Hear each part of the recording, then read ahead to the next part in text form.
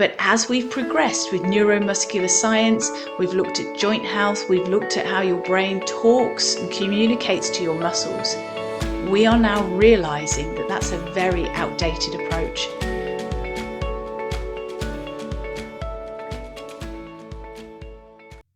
Hello and welcome back.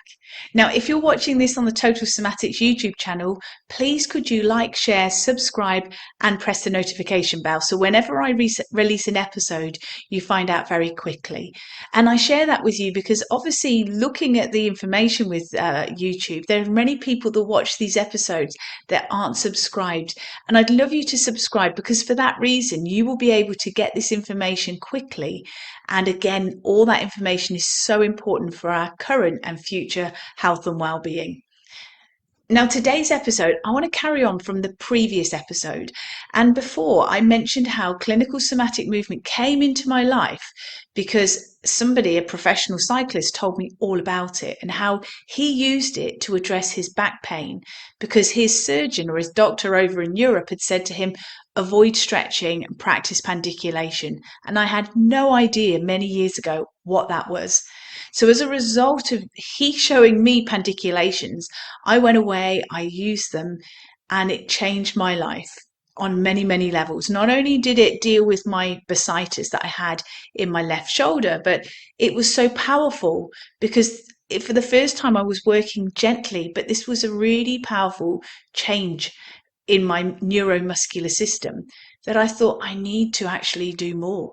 So I carried on doing my own personal practice, which I still do to this day, but I wanted to share it with as many people as possible. So that's why I went off over the years, qualified in clinical somatic movement, and yet I've continued to do additional functional medicine approaches and functional therapies and trauma therapies and everything else, because once you come into this area of clinical somatics, you realize that it's more than just muscle tension. There's a lot more going on underneath our skin. So again, if you're in the Total Somatics membership, you will know that. But if you're not, do come along and join the Total Somatics membership. If you go to totalsomatics.com, click on the Join Now page and you'll have the opportunity to join the membership. If the membership doors are closed, leave your details, and whenever we open the membership doors again, you will be the very first to find out. And that's why, because I approach this with the aspects of movement, mindset, and mindfulness. And so let us go back to today's episode so we can now see why this is a powerful approach to change and to take, really. And that is that there are 5 reasons I want to share with you today why pandiculation is far superior to stretching. You see, in the old days, we thought stretching was good. But as we've progressed with neuromuscular science, we've looked at joint health, we've looked at how your brain talks and communicates to your muscles. We are now realizing that that's a very outdated approach. So let's move with the times and let's consider today how pandiculation is much better and far superior to stretching. So first of all, the first thing I'd like to share with you is that really pandiculation retrains your nervous system, unlike stretching, which stretching is just pulling passively, which means it's doing nothing. There's no active learning. There's no changes happening on a neuromuscular level. You are passively just pulling your muscles. Whereas pandiculation teaches your brain how to release chronically tight muscles. And it's doing that, and we're practicing this in a very conscious, mindful way. And we want to release these muscles voluntarily or consciously because that's where the active learning, that's where the changes happen. And that's where lasting change happens, is when we pandiculate. The second point I'd like to address with you here is it actually gets to the root cause of your pain or your limited mobility. If we're talking about shoulder pain or bursitis, it gets to the root cause. So what it will do, and as I shared with you in the previous episode, instead of focusing on the area of pain, what it will do is focus on the entire pattern of contraction throughout your body. Because the area of pain is sometimes just a little bit of a red herring. It can drive us off, it can distract us and take us away from looking at this approach globally. So when we look at the full body pattern of muscular contraction and tightness that has occurred there, we can see how all that tension elsewhere has created strain within your shoulder. The third part I'd like to look at here is that it restores movement from within. So stretching has the approach of working from the outside in, whereas pandiculation is so intelligent, it's working from the inside out. So that means that you regain real functional control, not just a bit of temporary flexibility. And that's the difference.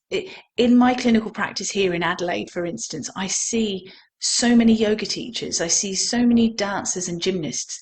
Now, outwardly, people might go, wow, they're really flexible, that's really good. But because they're pushing and they're pulling, so they're passively moving and pulling on their joints, they suffer a lot of hip pain, a lot of back pain.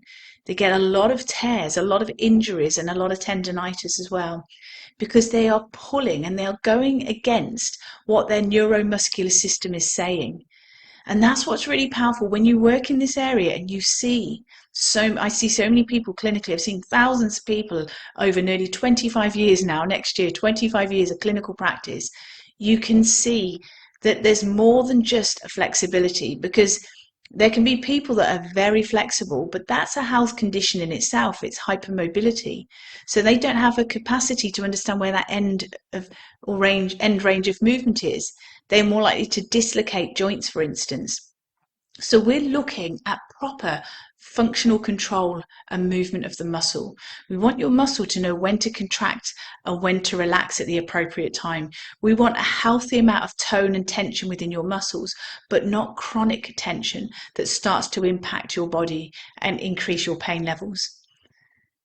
So the fourth one we're going to consider here, the fourth point, is that pandiculation improves rib mobility and depth of breathing.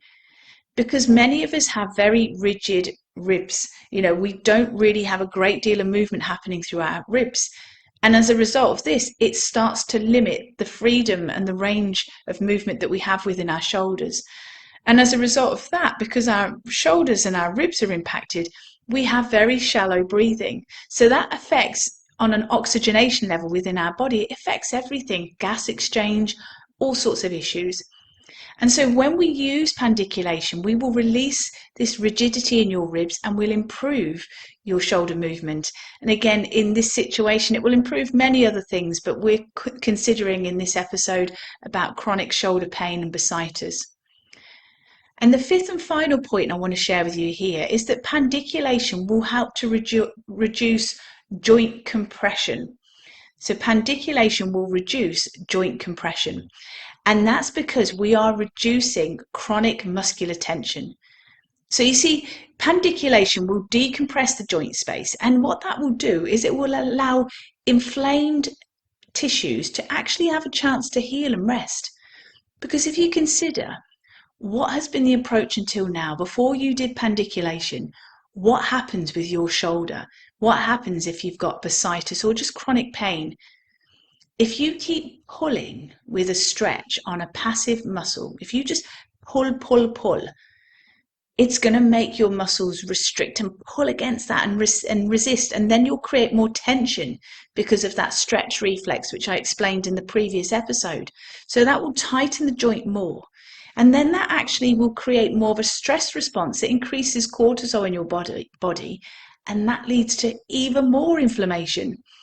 So you see, when we work really gently, but very powerfully with this approach, we're going to get results. And that's where there has to be a mindset shift. Because for many, many people in their headspace, and it could be their personality, that they're pumping the iron, so they want to really get these results, or they push through life with this go, go, go, all these sorts of things. When we're wanting to release tension and tightness, we have to approach it differently.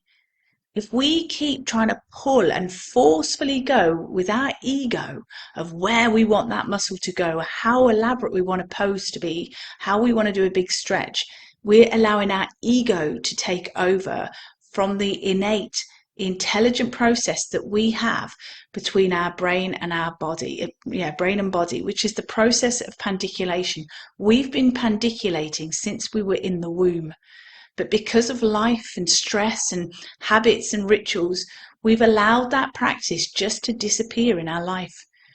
But now that you're here with me and learning about total somatics, this is where we're going to bring pandiculation back into your daily life so that you can work in a powerful yet gentle way and get back to all the activities that you love to do, and also reduce that pain, that stiffness and that rigidity that you have at this point.